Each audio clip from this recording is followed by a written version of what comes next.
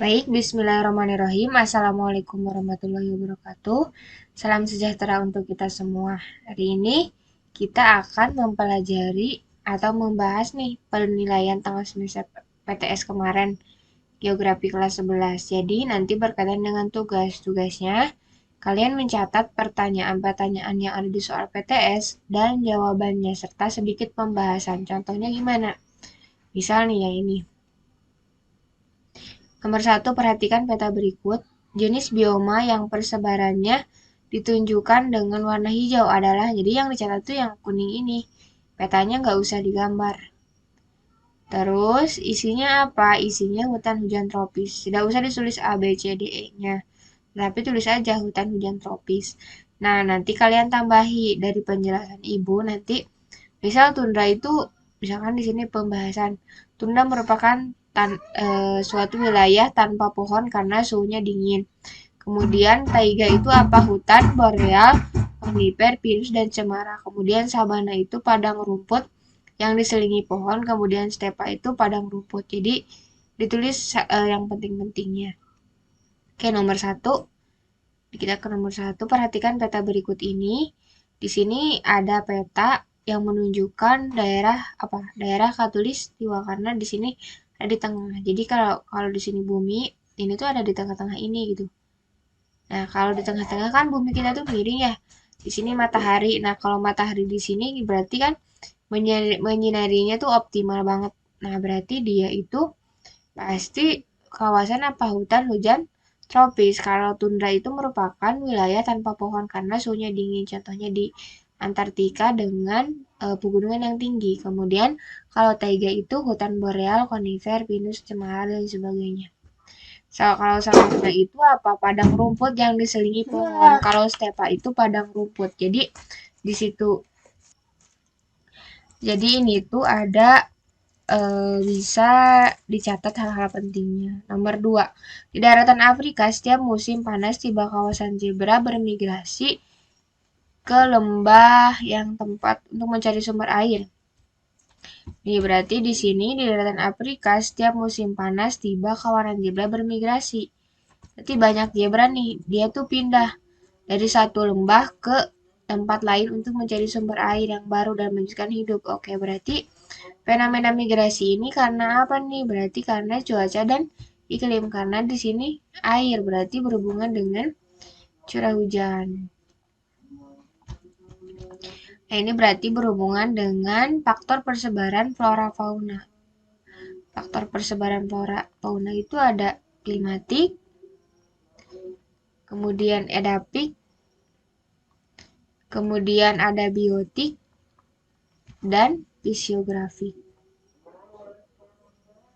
Fisiografi. Jelek banget ya.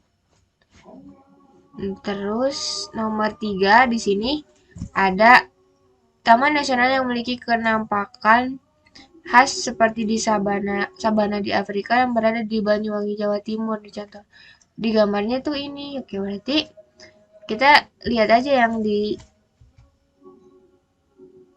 Jatim.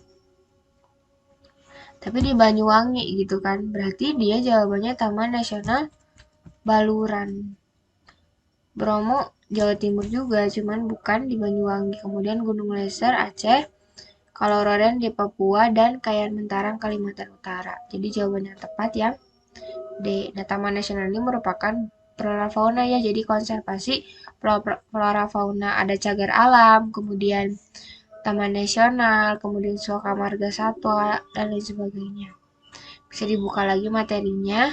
Selanjutnya, perbedaan hewan dan tumbuhan antar wilayah disebabkan oleh perbedaan ketinggian tempat. Berarti ini sama kayak tadi, faktor persebaran flora fauna. Jadi jawabannya yang fisiografi. Nomor 5 ini sudah sangat jelas sekali ya. Cagar alam yang letaknya bukan di Jawa Barat. Berarti 3 dan 5 Waikambas dengan Karimun Jawa. Selanjutnya kawasan biogeografis dunia itu adalah pembagian hewan-hewan. Misalkan nggak cuma yang ada di Indonesia tetapi yang ada di berbagai negara.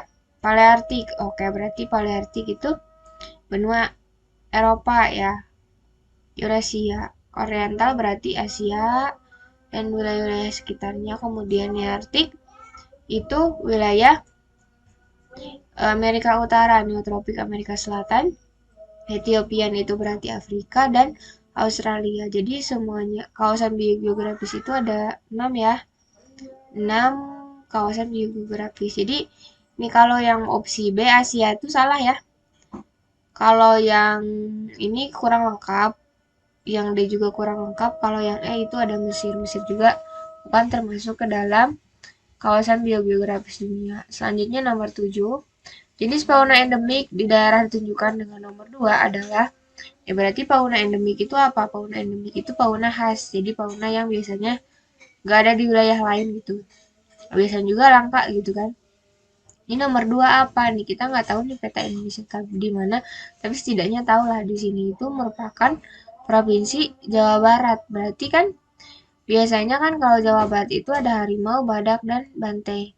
Kenapa badak dan banteng dan harimau? Karena di opsi B ini udah kelihatan ada si amang, beruang, kera, si amang. Jadi biasanya kan kalau kera, monyet, dan sebagainya itu banyaknya di mana? Di daerah Kalimantan. Berarti ini sudah menunjukkan opsi yang salah nih.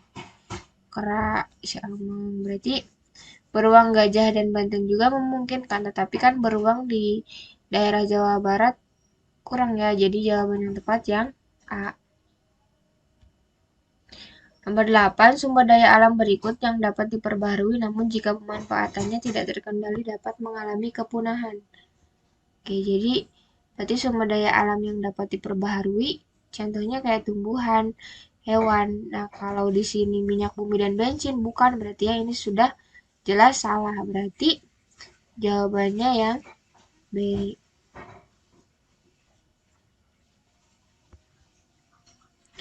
Nomor 9, aktivitas di bawah ini banyak dilakukan masyarakat yang tinggal di sekitar wilayah apa? Nah, di sini udah jelas banget di sini tuh ada eh, rumput. Jadi rumput doang yang tidak diselingi oleh pohon-pohon. Oke, berarti kalau lihat yang tadi nih yang di atas jenis bioma ada stepa. Nah, stepa itu merupakan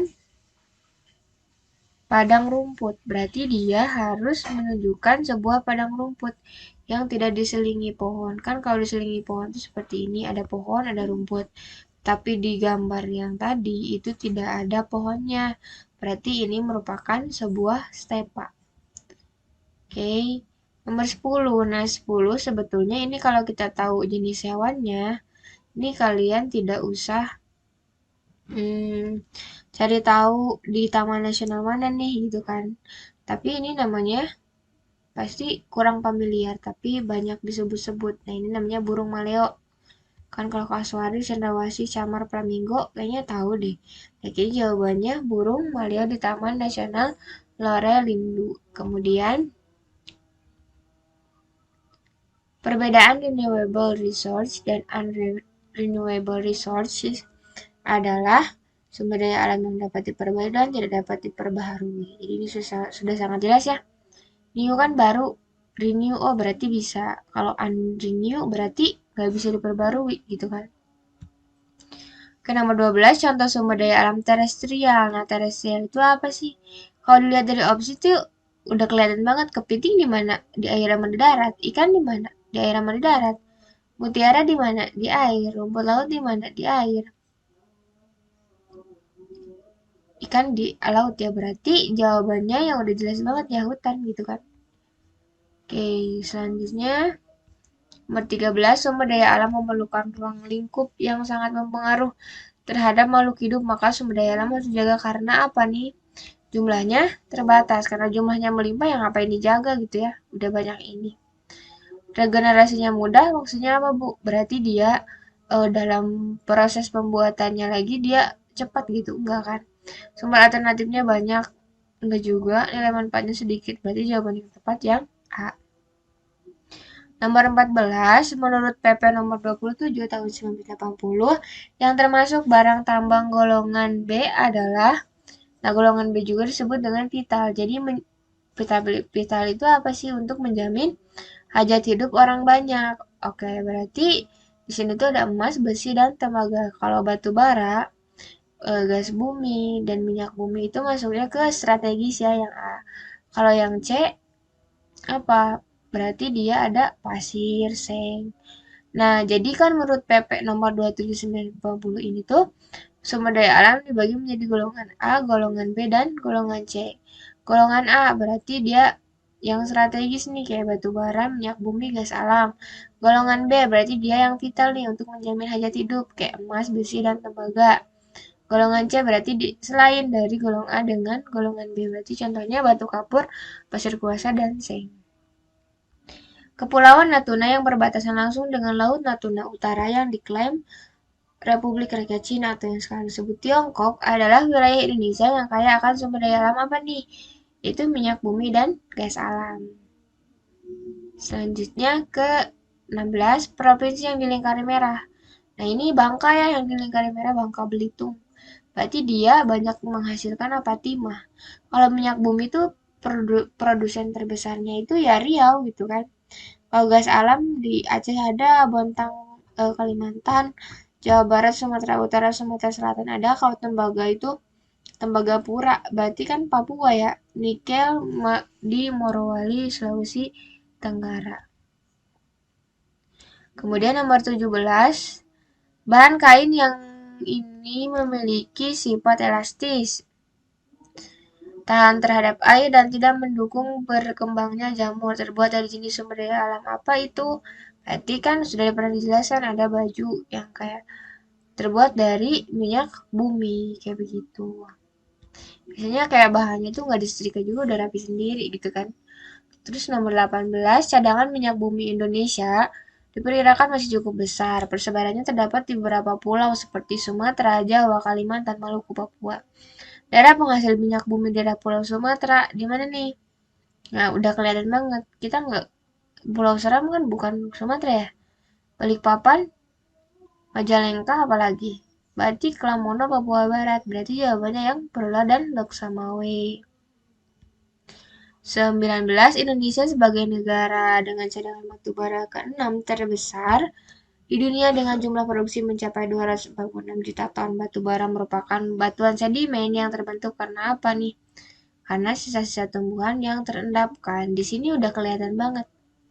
Ada terendapkan, berarti antara opsi A dengan E ya. Terendapkan hasil pelapukan menjadi batuan. Sisa tumbuhan purba yang terendapkan selama jutaan tahun. Jadi jawabannya C. Batu bara banyak tersebar di mana? Banyak tersebar di daerah Kalimantan. Karena dulunya memang berarti banyak hutan. Sekarang juga masih banyak sih. Nomor 20, hal yang paling pokok dalam pengelolaan pemanfaatan sumber daya alam adalah ekoefisiensi atau pembangunan berkelanjutan. Pernyataan berikut merupakan prinsip, yaitu menambah. Tapi ini ekoefisiensinya itu di dalam kehutanan, berarti dia menambah kawasan konservasi hutan seperti taman nasional. Nah, kenapa Bu yang itu nggak meningkatkan daya dukung lahan dengan pembukaan lahan pertanian? Berarti kan kalau lahan pertanian dia akan membuka lahan baru. Membuka lahan baru untuk apa? Membuka lahan baru untuk membuat lahan baru untuk dijadikan pertanian sehingga dia tidak akan misalkan jadi asalnya menyerap air jadi enggak menyerap air kayak gitu. Jadi kalau kalau pembangunan berkelanjutan itu bisa dipakai buat sekarang tapi buat masa depan tuh dia masih bisa ada gitu. Berarti kan dia dijaga dari jumlahnya, dari bagaimana dia dilestarikan kayak begitu. Jadi untuk pembahasan soalnya seperti itu nanti kalau ada soal seperti ini lagi dengan hasil catatan kalian dan pembahasan menurut bahasa kalian sendiri bisa gitu. Jadi tidak lupa-lupa lagi. Ini untuk bab 1 dengan bab 2. Nanti tugasnya jangan lupa berarti di kertas disobek pokoknya mau selembar, mau 2 lembar, mau HTS, mau folio boleh. Soalnya dicatat langsung jawaban dan sedikit pembahasannya. Jadi, seperti itu untuk pertemuan kali ini. Terima kasih. Wassalamualaikum warahmatullahi wabarakatuh.